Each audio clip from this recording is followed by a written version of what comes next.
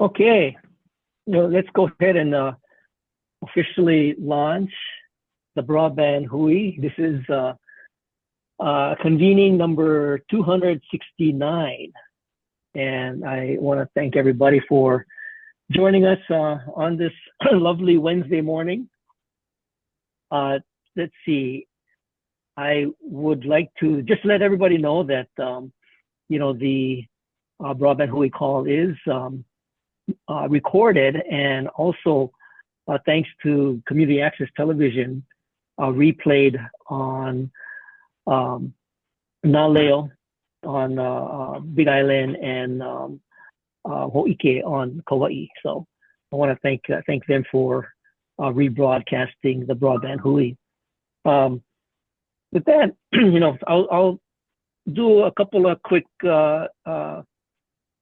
introductions, and then we'll jump into our mana'o of the day.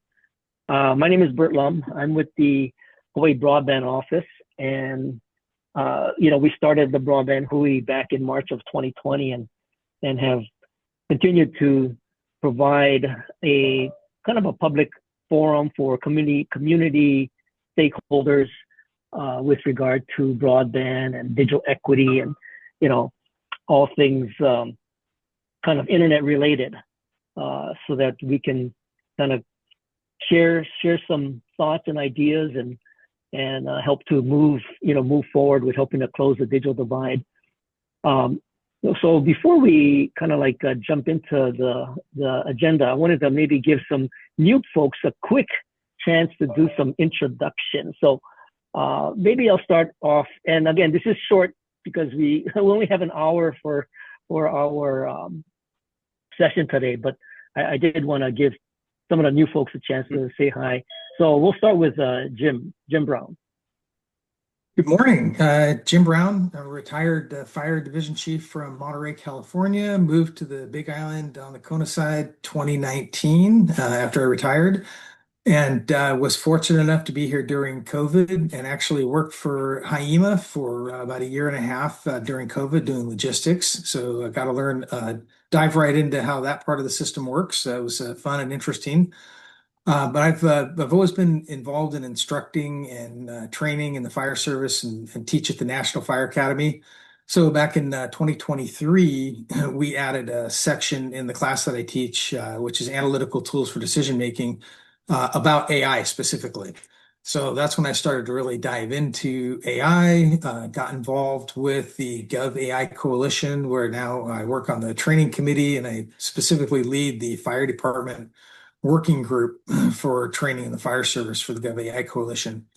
So found out about this group last week through the AI Safety Awareness Project classes in Hilo, attended those, met some great folks, and just looking for ways to get more involved in AI in the state of Hawaii. So thank you. Thanks, Jim. And before we go to the next person, if you want to drop your name and affiliation in the chat, that would be great. I just posted the agenda for today so that you can follow along. Dane, you're also Big Island and came to the AI Safety, so thanks for joining us. Yeah, so my name is Dane DuPont. Background is in computer science and networking, security, things along those lines.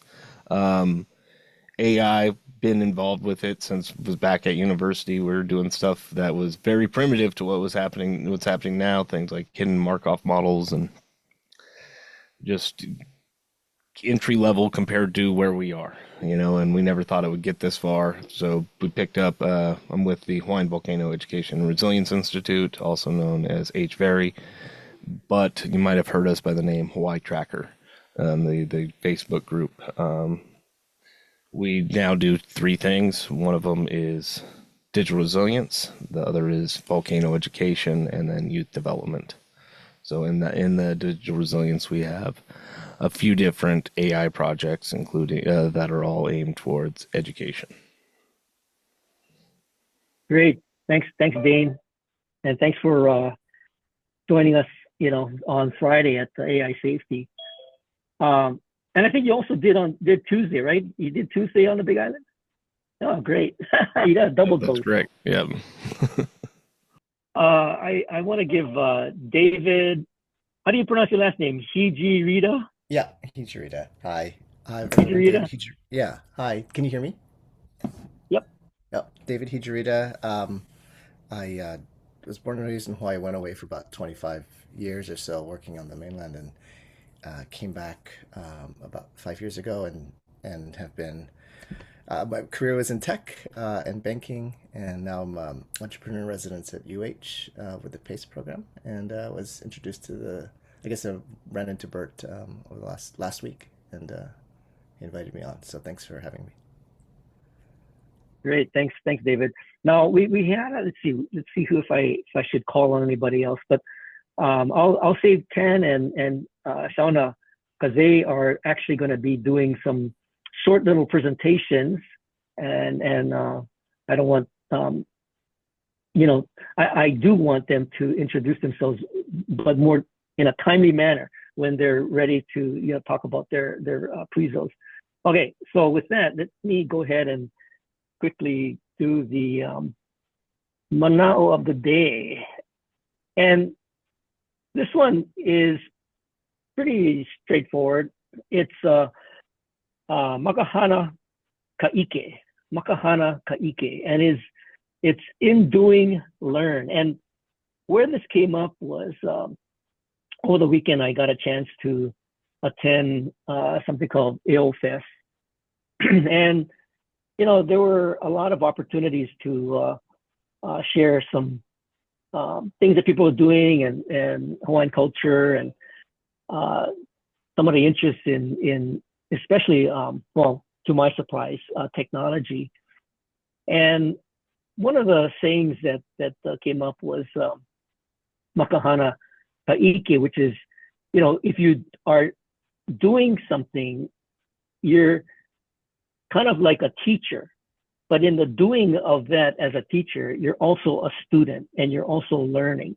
So there's this reciprocal activity that's going on by teaching. And this is a image that I asked Gemini to come up with about digital equity and digital inclusion, and it was something that I wanted to demonstrate in terms of how young people are teaching kupuna, but it's a circular thing, right? So the kupuna is a student, but the young person who's teaching is also a student. It's a environment for both, doing and learning. So that's kind of the thought I wanted to share with everybody, and I thought it was an appropriate kind of saying, olelo noeau, that came up, makahana kaike. So wanted to share that with everybody, and as I go through the week, I I kind of run into some of these, and I think I wanted to share this with you all. So with that, that is the manao of the day.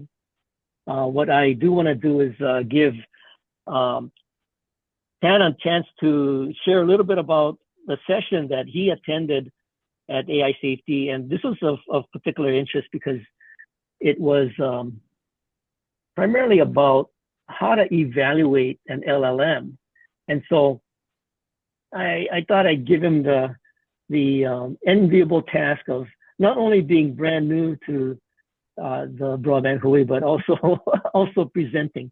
So, Dan, why don't you do a quick intro, and then you can launch into your presentation. Sure. Thank you, Bert. I'm Tanamuchastegi. The last name is Basque, Spain and France, Pyrenees Mountains. That's not the most interesting part of my name, though. The most interesting part of my name is my middle name, which is Escadas. And if you remember the Jefferson Airplane, they had a song called Go Ask Alice. And my dad thought they were saying Go Escadas. So just a little fun throwback for everybody. I am a software engineer. I've been doing professional software engineering since 1993, not to date myself, but I feel like this is a pretty safe place. So I'll throw that out there. And up until September of this year, I was a senior software engineer at Hawaiian Airlines. I have been unemployed since then. I did see this information about the AI safety symposium, and after spending 4 to 12 hours a day talking to robots, I figured I had better get out there and start talking to people. So that's kind of what spurred me to get over to the event. I live in Kona on the Big Island, and I was going to attend the Hawaii Island one, but I didn't have the gumption like our prior gentleman to drive over to Hilo. I did work at Hawaiian long enough to get flight benefits, so it was easy for me to fly over to Oahu and attend. Great. Now I've enabled share, so Dan, you can go ahead and share your presentation. Sweet. All righty. Hopefully you guys can see that. I tried to turn my big resolution monitor down a little bit so that it would come through a bit better. Don't, raise your hand or whatever if you can't see one of the slides that I'm talking about. So just an intro slide, the AI Safety Symposium, subtext down there, LLM jailbreaking. So Bert mentioned the fact of, it was talking about evaluating LLMs. But to me, as a software engineer, one of the most interesting things about that was that we actually jailbroke an LLM. And so that will come up. First, I'm going to talk a little bit about, let me get to the next thing. So the symposium itself, it consisted of a couple panels, and it consisted of some trainings, some sessions with different experts at the end of the day, and some networking opportunities, right? So like I said, I'm unemployed. So one of the things was networking opportunity, go over and talk to actual people that are in a space that I might want to get into, right? And what I hadn't really paid attention to, and what was awesome, was that many people from the state, high levels of the state and information technology and AI were there, and they presented ideas. So it started off with Christine Sakuda, and she talked about the 3 H's from a state point of view: health, housing, homelessness. And, that fits into the governor's whole citizen data strategy. So that was a nice point to hear about. We had Kira Chukum. With AI, you can do a lot of stuff. She said, just because we can doesn't mean we should, right? Echoes of with great power comes great responsibility, right? And then we had Chung Chang, also with the Broadband Hui, and he talked about there has to be a digital kill switch. And he also talked about on the internet, previously on the internet, you could be whatever you wanted to be, but now with AI, you can be whoever you want to be, and you have the tools to kind of make it look like you really know what you're doing. So he's pointing out, be careful who you're dealing with, especially over just the internet. Be careful with organizations you deal with, because they could sound really good, but they could be poof. And this is probably a good point for me to say, I am not an AI expert. All right. I'm just a member of the community that attended the event and giving some feedback kind of from a software engineering point of view, right? Rebecca Kai, she had a non-technical solution to a technical problem. She uses sticky notes on her fridge to remind her husband and herself and everybody else, don't take phone calls from people you don't know. AI can fake your voice. AI can fake your image. AI can call your loved ones and sound exactly like you. So we have moved into an area where it's really important to be aware that this kind of thing can happen. And then Stacy Aldrich, librarian for the state, talked about libraries are the places where the people suffering the 3 H's come to for help. And it's a little hub for people to come in and get information.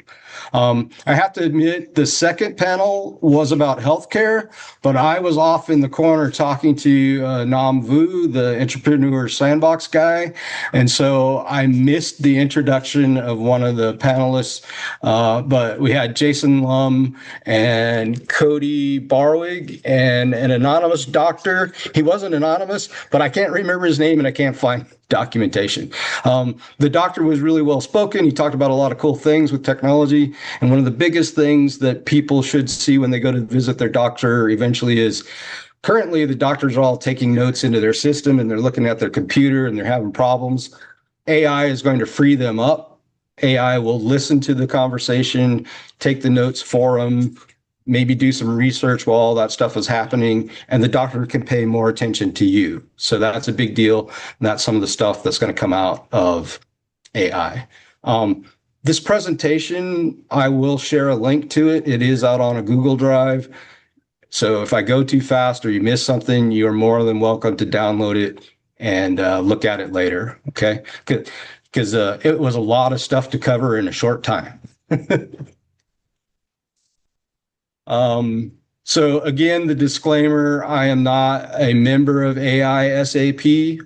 I'm a Hawaii resident, 30 years of software experience, just sharing what I learned from the event. The main presenters, moderators at this particular event, other than the panelists, were from a group called the AI Safety Awareness Project. And they're booking workshops for communities, law enforcement, libraries, everybody. And kind of their mission is if AI is going to affect society, society should have a voice. So they're trying to get people out there and get involved. And the other part of their mission and the other part of what was important in this is they said, don't let it end here. And what did that mean? That meant go out and take action regarding AI safety, AI training, equity, digital equity. That's a big deal, right? In this environment, for the state. So see it and then go out and do something about it. And so, Bert texted me, said, would you be willing to do a presentation? And I was like, sure. I'm going to do it. What the heck? Can't hurt. Well, it could hurt, but I'm good enough that it shouldn't hurt that much.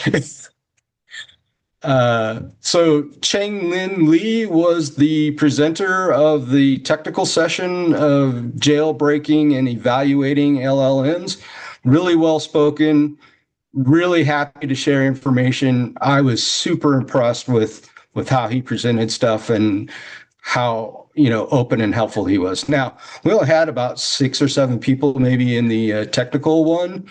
So he was able to spend a little bit more time with us, but I feel super lucky to have been able to be in a room with him and email back and forth with him about, I was like, oh, I'm going to do a presentation. Is this cool? Can I use this stuff? And he's like, yeah, do whatever you want with it.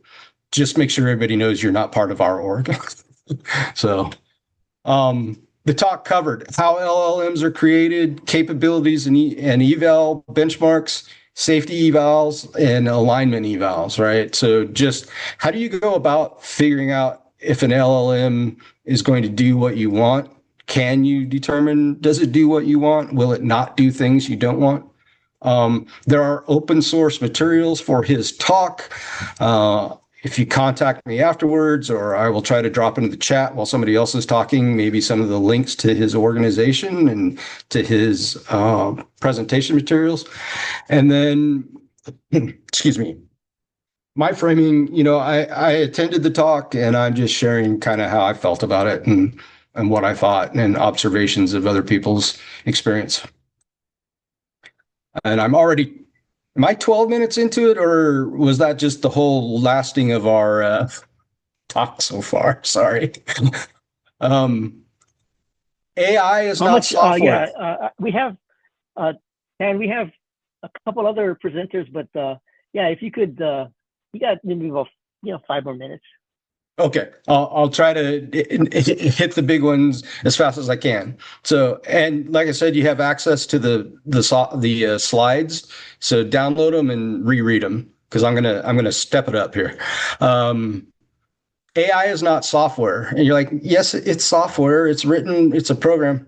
No, traditional software is written step by step by a human being, a team.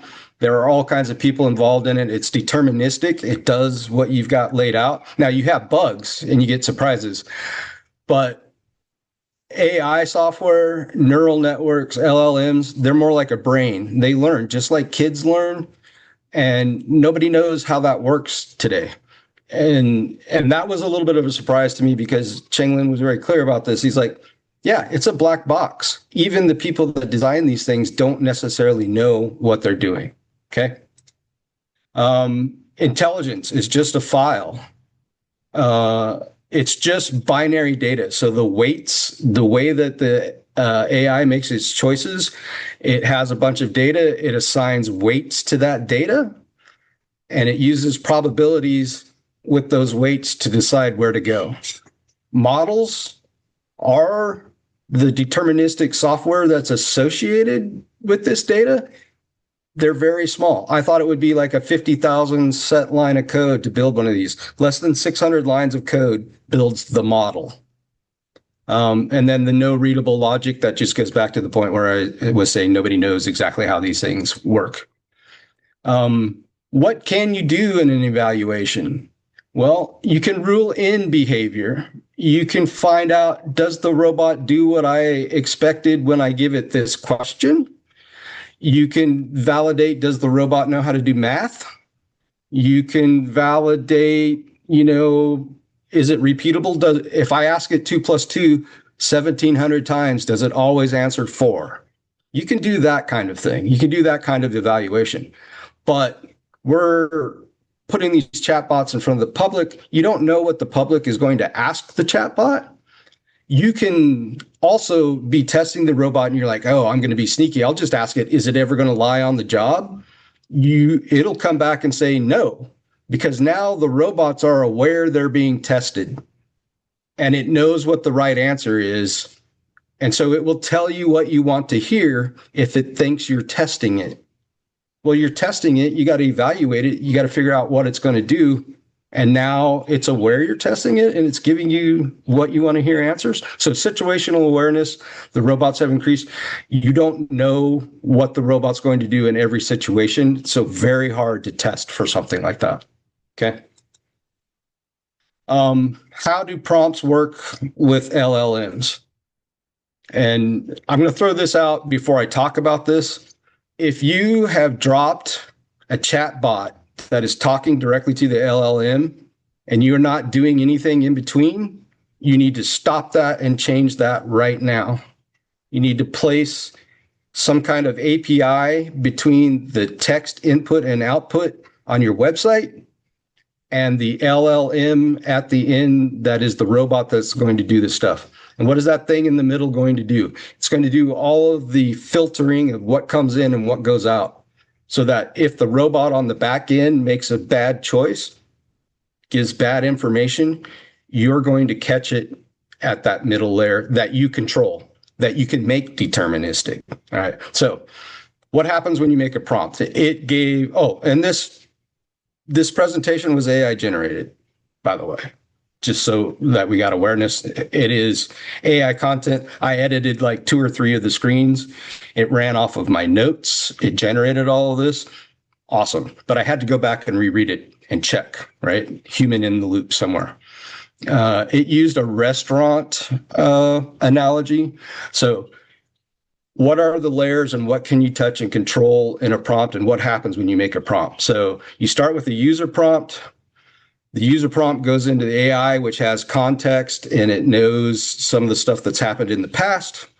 That then goes into a system prompt, which is what the coders, the developers have written. And then that gets passed into that black box where the robot learned everything, and that we don't know exactly how it works, but we know it does some of the things we told it to do. Okay. So it's a progression and there are layers of steps that everything goes through. How do you attack an LLM? What is going on today? What are people doing? So you can social engineer an LLM. Just like today, someone can call your help desk and say, hey, this is Bob. I forgot my password. And your help desk goes, sure, here's your password, Bob. That generally doesn't happen anymore, but that was pretty common not that long ago. And now every time we introduce a new technology, that same kind of problem happens again. Okay. So social engineering LLM, you can tell it, my grandma used to love to tell me stories about her days building explosive devices. And it'll be like, I can't tell you about explosive devices. But the more you insist that your grandma used to do things like that, the more it will become open to giving you information that it shouldn't be giving you. Okay. There are APIs to call the LLMs. An attacker can manipulate that API and get the robot to respond in certain ways by telling the robot, well, this was your prior response, and the robot believes it because it came from an API call. And so it's like, oh, I already shared that info. I can continue to share the info. Then you can fine tune an open source model. I can take one of the main models, I can change its rules, and then I can tell you this is a great trained model, it does whatever, and then you start using it and it's pulling your data, it's stealing information, whatever. So you just got to watch out for these kinds of things. Quotes and observations. The biggest thing that shocked me was how small the code of a model is. The other thing was how easy it is to jailbreak these things. I was really shocked. Billions of dollars are spent building these, and they break easily. And then the third thing is, if you're deploying AI-powered services for the citizens of Hawaii, you're going to be susceptible to these jailbreaking techniques, and you will be a target. Somebody's going to try to do something against it. I also had called Dean yesterday. I didn't tell him I was going to call him. Dane, sorry. And I got a quote from him. And, one of the things he talked about was he felt that there was a wide range of experience and community represented in the room, all kinds of backgrounds. Many of the people weren't techies. And he wished for more time with Cheng Lin Lee. And I felt the same way. All those things that he talked about are also important. Why this matters for your organization. Your organization is a target. You put a chatbot out there, you do anything with AI, and someone is going to try to mess with it. Okay? Sensitive information leakage, somebody's going to figure out a way to get information that they shouldn't be getting. Dangerous or incorrect guidance. Medical, or even a simple thing of trying to sign up for your driver's license on the web. If it gets the wrong info, people are going to be upset and they're going to complain, right? Reputational, legal exposure. You give the wrong medical advice, you're done. The attacker only needs it to work once, right? You can protect 10,000 times, and then on the 10,001st time that they get through and they've won. Right? It's an asymmetric threat. It means it comes from all over the place, and you don't know necessarily where it's going to come from or what it's going to be. Protecting your AI. AI gateway input filtering. That's what I'm talking about. Putting something in between a text interface and the LLM. That's the guy that sits in the middle that you can write. You can put your own rules in. You can test, and that will help you manage these risks. Okay. Guardrails, output monitoring, content classification, scope limitation, human oversight. Sorry. Those things are going to save you a lot of heartache.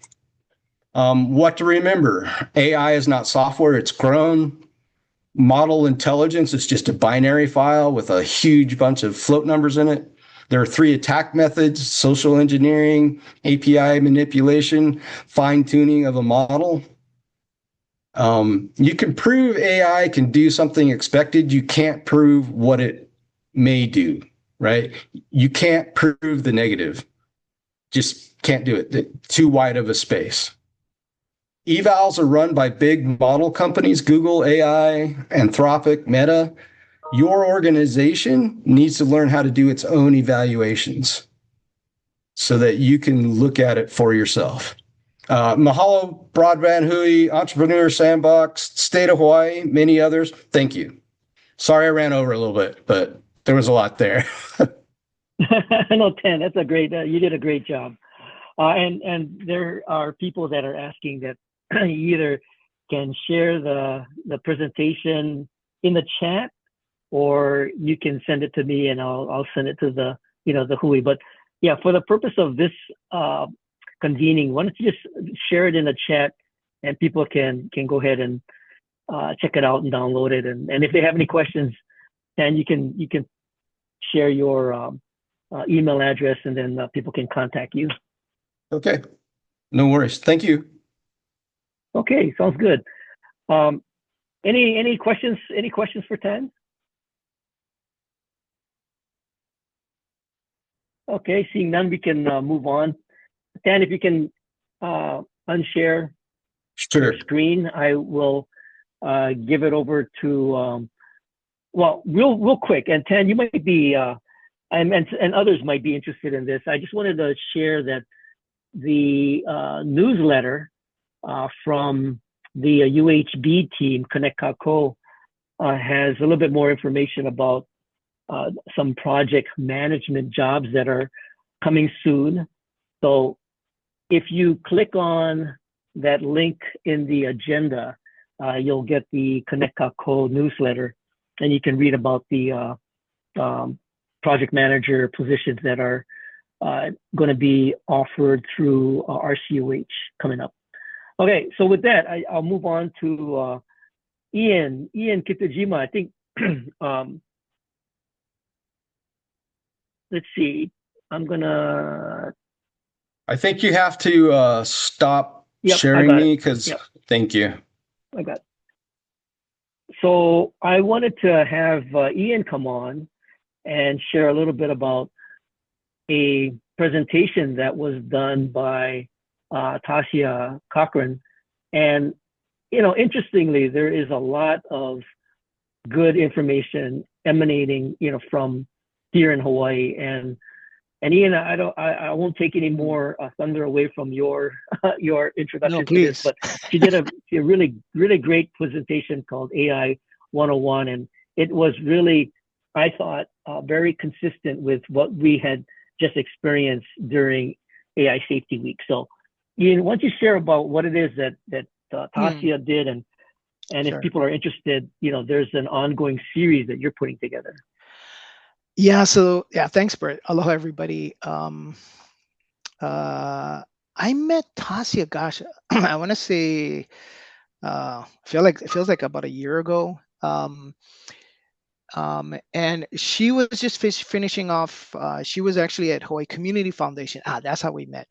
She was doing some work for her Hawaii Community Foundation while she was finishing off her master's in computer science, I believe.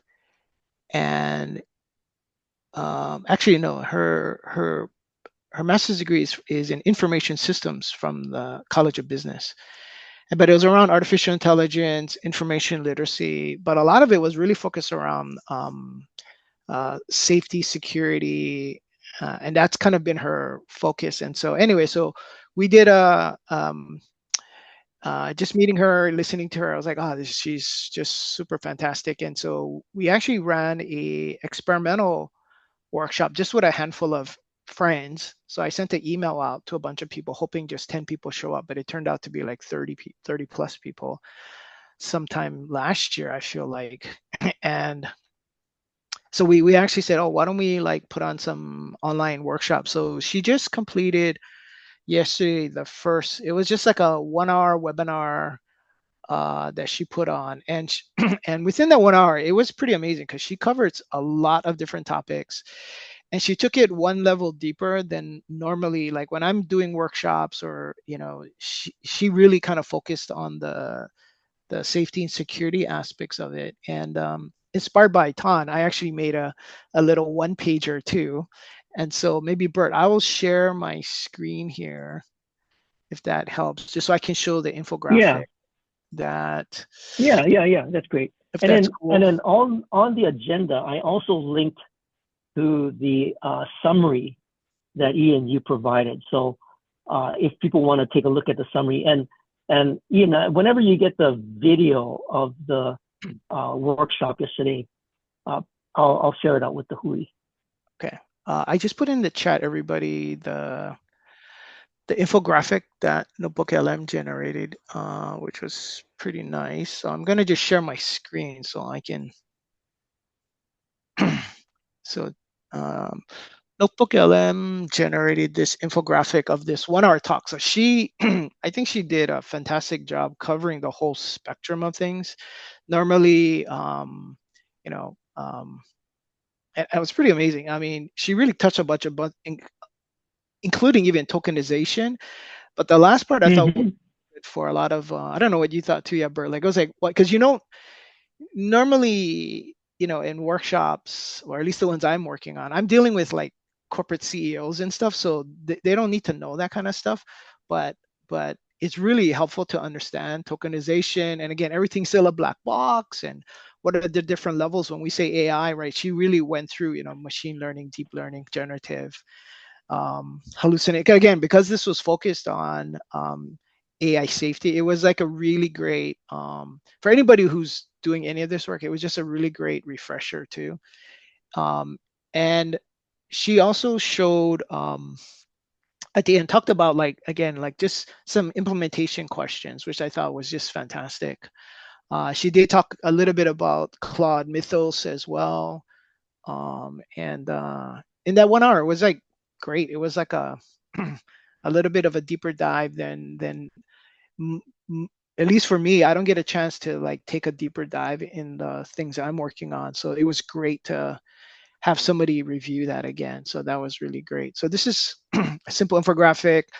When I get the Zoom recording, I will share that with Bert, so all of you can watch it if you want. It went a little bit over an hour, maybe an hour 15, but in the chat, we're going to do another free webinar later this month. And then we actually have, so actually what Tasia is going to be putting on and Pictor is going to be putting on at our office is on October 2nd and November 13th. Tasia will put on a 4-hour workshop. So a hands-on 4-hour workshop. Again, kind of taking a little bit more of a privacy, security, it's kind of the elephant in the room a lot of times. We don't get a chance to get into it very much. So this would be like a 4-hour session about that. So October 2nd and 13th, I will put that in the chat as well. But any questions? Is that your Eventbrite? Does the Eventbrite have the dates? The Eventbrite I put in the chat right now is for the webinar that's coming up later this month. Okay. And then what I'll do, Bert, is I will put in the chat the actual hands-on workshop, and I'll put that in the chat here in a second. But any questions, comments, or Bert, your thoughts? You were there for a little bit. I really was quite impressed. I mean, it was a good, not only informational, but it was really quite refreshing to see young local folks that are really getting into this. And one of the things that we talked about at the AI Safety Week is how do we continue this conversation? How do we build more capacity on understanding what AI can or cannot do, and how do we then, advocate for its proper use and governance? And what Tasia did also was give some good recommendations to organizations if they wanted to tackle the topic of governance. And this was part of, we always hear kind of the word governance, but it could happen at a number of different levels. It could happen on a personal level. It could happen at an organizational level. It could happen at a governmental level. But she gave some good recommendations on how to start at an organizational level. So I thought that was really super useful.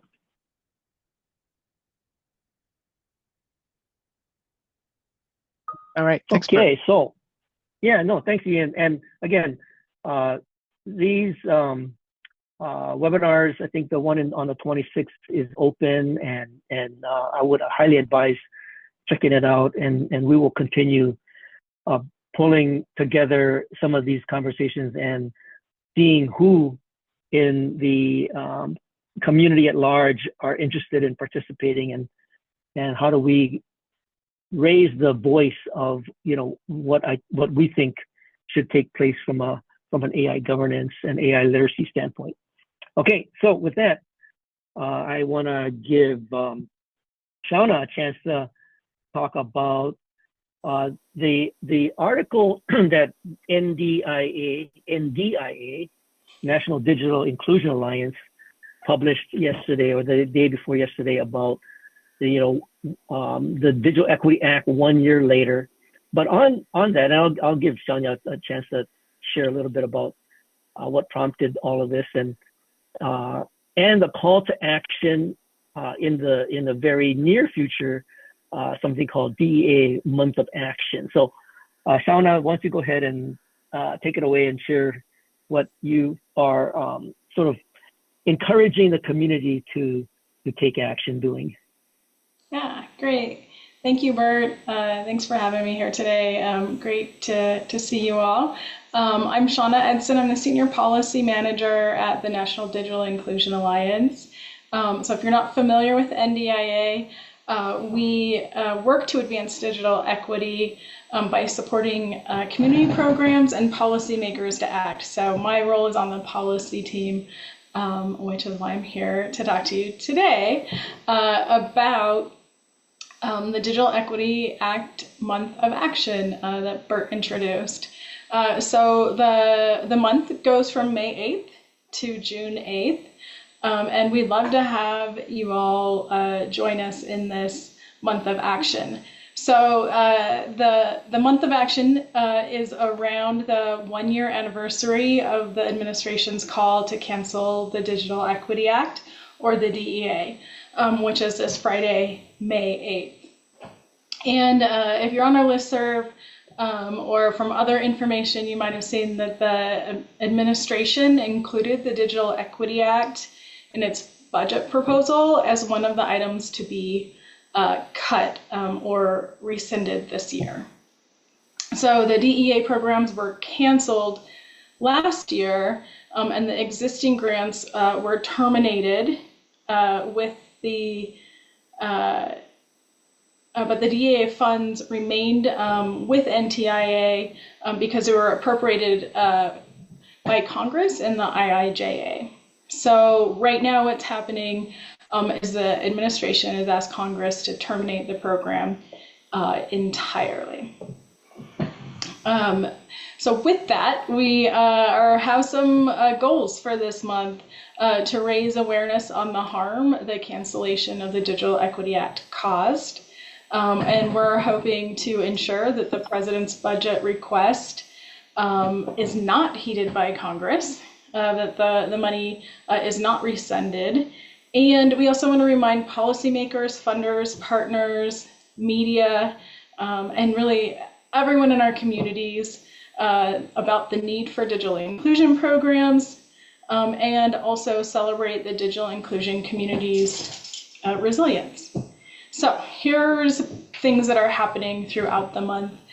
This Friday, May 8th, we're having a social media storm.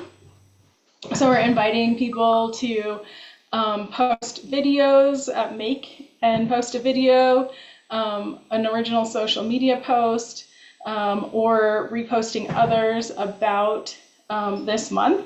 And I'll share a link in the chat to our blog post. We do have a social media kit there that one of the partners we're working with this on, HTTP created. You're welcome to use the templates or create your own. There's graphics. We wanted to make it as easy for people to participate as possible. And then we will have a virtual press conference that is still in the making. It looks like it will be next week. And then May 18th through 21st, we are having a Hill Week in DC. So along with our partner Public Knowledge, we're taking our advocacy core called the Connectivity Policy Core, as well as some NDIA affiliates to DC for a Hill Week to talk with the FCC and members of Congress about the importance of these funds, as well as Universal Service Fund and some other key digital inclusion policy right now. So again, we're encouraging people to share your stories and advocate whether or not you applied for DEA funds. We know that the cancellation of the Digital Equity Act and the non-deployment funds that are kind of still uncertain is impacting lots of folks. So I will put the blog post in the chat, my email, so feel free to reach out to me with any questions. I will say that the budget request did not explicitly mention the Native entities set aside from they are now calling that the Native Entities Grant Program. So we're not sure where that stands. Last week, NDIA did publish an update on their webpage about that. So that is to be determined. Great, Shauna. Now, Shauna, I'm gonna for the moment, and tell me if I'm not asking the right question, but I'm gonna channel Dan Smith for a moment, because Dan always asks the question, what's happening with non-deployment funds? And Shauna, I think as NDIA, your guys' organization has probably been the closest one sort of tracking and analyzing and going into the detail of what is being said by NDIA about non-deployment funds. So in a real high level, is there something that you could share from your guys' perspective? What is your perspective of what's happening with the non-deployment funds? Yeah. And if that's too a loaded a question, feel free to pass it on.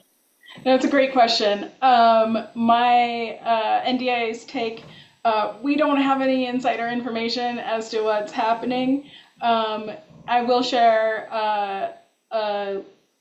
a link to our response to the listening sessions and the materials NTI released about the listening sessions that were in, I believe, February. I don't know what is this year, even sometime in the near recent past. They held 2 listening sessions to collect public input as to how the non-deployment fund should be used. All sorts of ideas came up. We will say that on the public speaking listening sessions, digital adoption was raised by quite a few folks as being very important. NTIA's publications talked about some other things that they felt like were raised that were important. So there was, at one point in time, they had mentioned that March 10th was a goal for guidance on them to be released on the non-deployment funds, but that has come and gone. And so we're all just still waiting on that. Thanks, Shauna, and appreciate your perspective on it. And I think we'll just sort of have to wait for the details to come out, as they do. Any questions for Shauna? I see Girl Scouts of Hawaii. You wanted to thank Shauna, and you want to come on and just say hi, because I'm not sure if Oh, great. Can you just introduce yourself? Hi, sorry. Yeah, I'm Jennifer DeRose. So I wear 2 hats. Full-time, I'm here with Girl Scouts of Hawaii.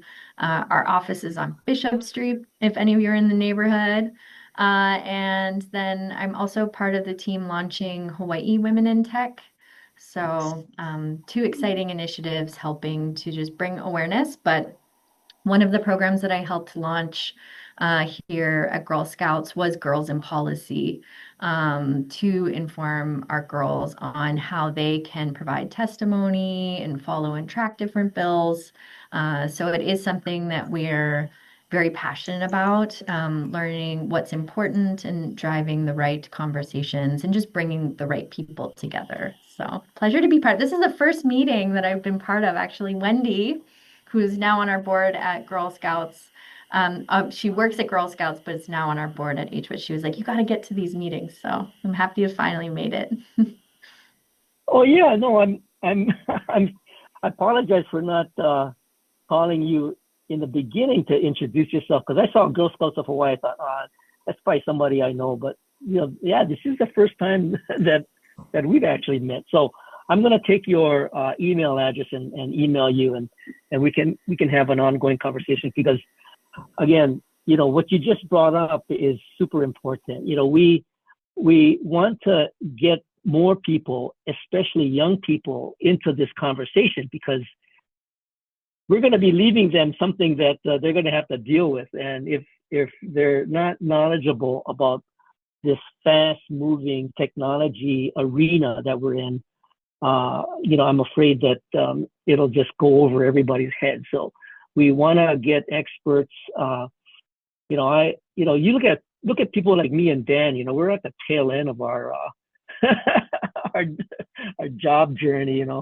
But I think the young people are really there to kind of pick it up. So anything that we can help do to get more young folks into this conversation, I'm here to help. So yeah, thanks for joining us.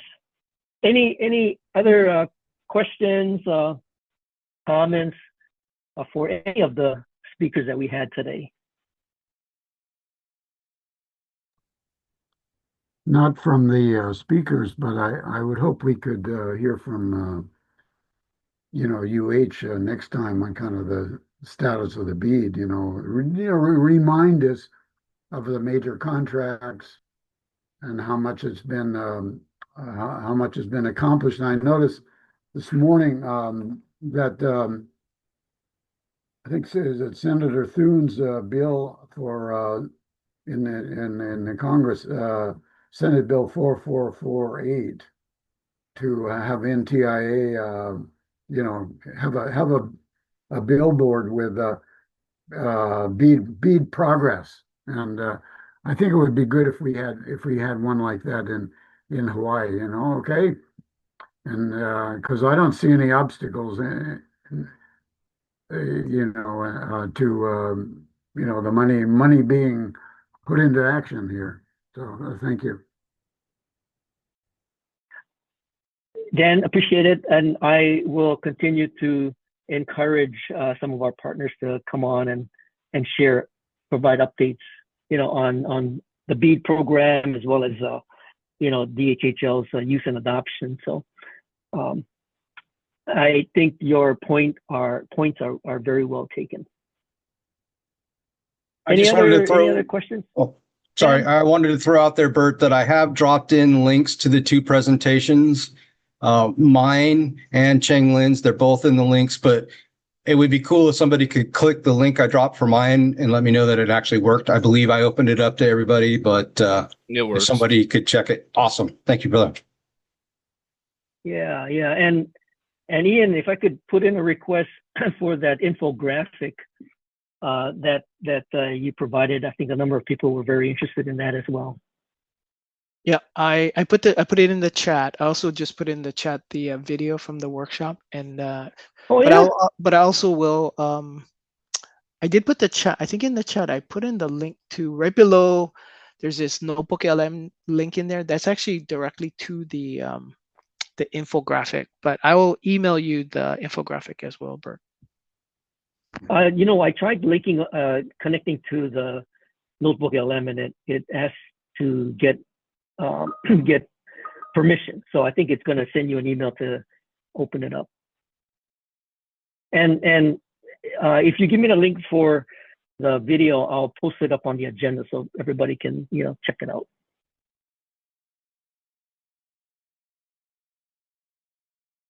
All right. Okay. Any other questions? Any other comments?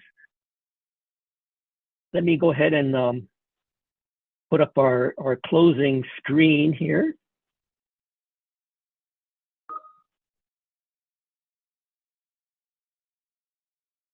Okay, well, I want to thank everybody for joining us. I want to thank our presenters for sharing their insight into the programs that they've attended and to give us some insight into some of the things that are happening, on the continent with NDIA. And I really appreciate all the great networking that is happening here on the Broadband Hui. So our next Broadband Hui is not till the 20th of May, which is the third Wednesday of May.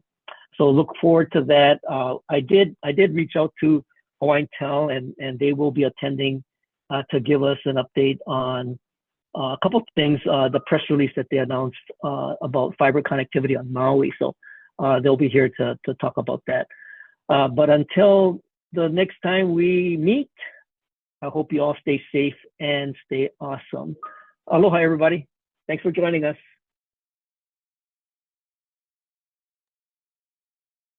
Thanks, Bert. Thank you. Aloha, Bert. So sorry I was late.